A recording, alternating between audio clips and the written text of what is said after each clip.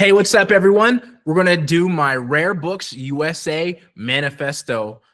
Please like this video, give a subscribe to the channel as we keep evolving our business, and we talk about different book business updates within the industry, my business, and others. So if you like this video, give it a like, give it a subscribe. But this one's going to be a banger.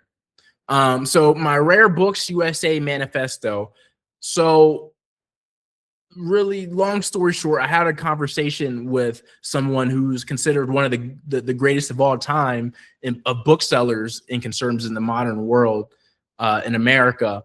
And where I live in Salt Lake City, I went to his store and we talked, and he influenced me to try to apply for scholarships to the Colorado Antiquarian Book Seminar. Which happens in July, where a lot of antiquarian booksellers come together. They network, they learn about the industry, and it's just like a melding of minds, right? And so when I was talking to him, I'm gonna bring him up later. He said, "Hey, you need to apply. Obviously, there's not a lot of African Americans within the industry, and if you're serious about this, this is how you can, better your craft and sharpen your sword." And so, yeah, that inspired me so much that I'm going ahead and I'm applying for scholarships. Now, some of the scholarships need essays and they need a letter of recommendation. And so I was really blessed to have this gentleman accept my request for him being my letter of rec. And we'll get into that in a little bit, but I want to go over my essay and just read it out loud, and put it in the universe. And like kind of put my stamp on what I'm trying to do within the book world, book business, and the book industry, because I have big goals. I have large goals, and sometimes you just got to put it out there for people to hear. So again, this essay is for the ABAA, so Antiquarian Booksellers Association, which this gentleman is a part of, which is why I had to get a letter of rec. They didn't say it was required, but they would like it preferred. So there's multiple scholarships, but this one's specifically for the ABAA. So Rare Books USA Manifesto essay. To preserve the art forms within the book industry, one must be well versed in all the art forms within it. To understand why I'm seeking to attend CABS, I must first explain the theory called the Lindy effect.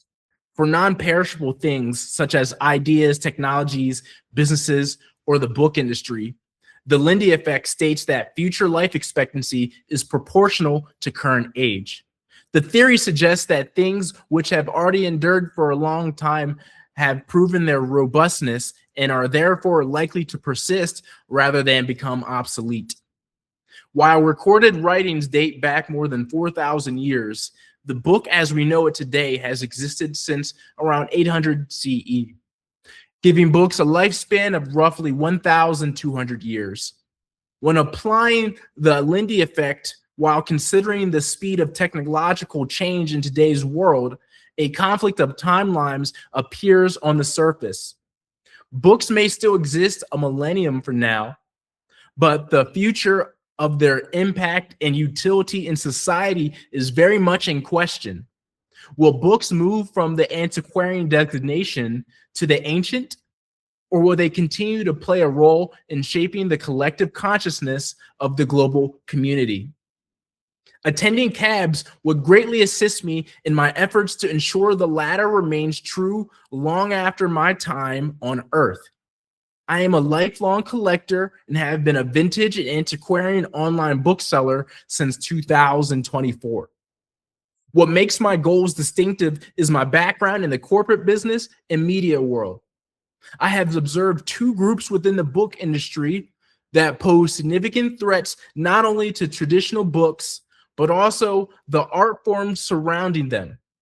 On one end is the collector who locks away a collection for no one to see or learn from. On the other are large book corporations that see a book's value only in its barcode, neglecting its history, provenance, and cultural impact.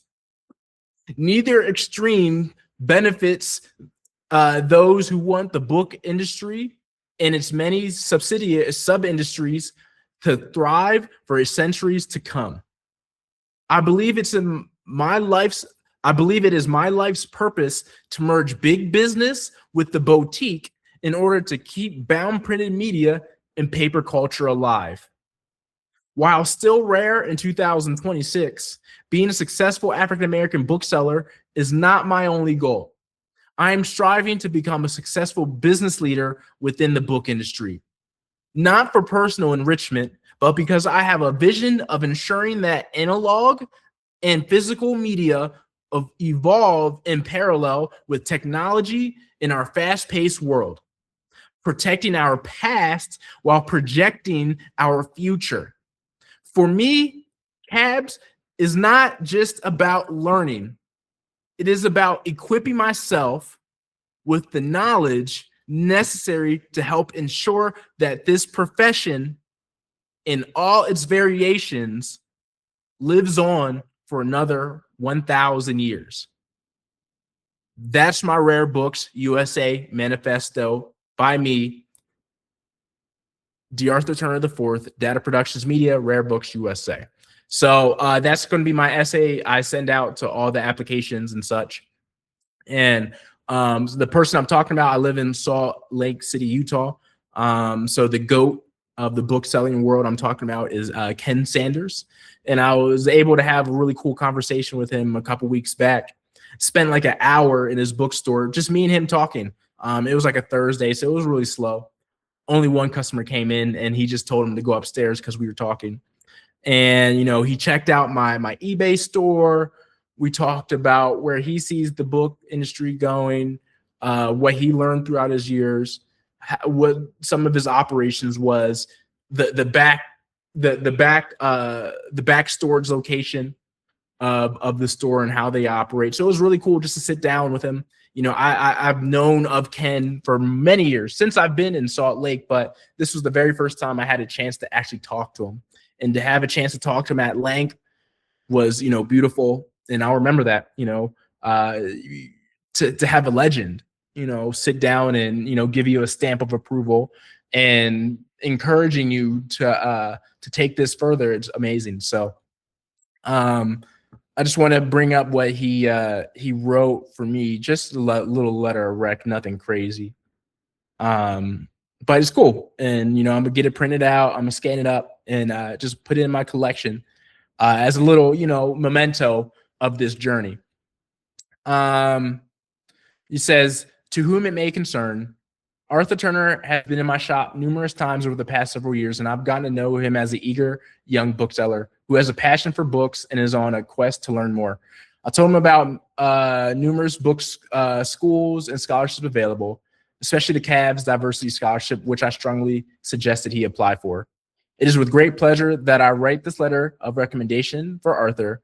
He's exactly the type of person that the book trade needs for its future. Please consider him strongly for this scholarship. Best regards, Ken Sanders. So that's pretty cool that he did that for me. And hopefully, you know, I get the scholarship. Hopefully, you know, I get one of the scholarships and I can go to CABS and it's all paid for. That'd be great. So again, like the video, subscribe to the channel for more updates, evolutions, and if I'm going to get in or not, we'll see. So thank you.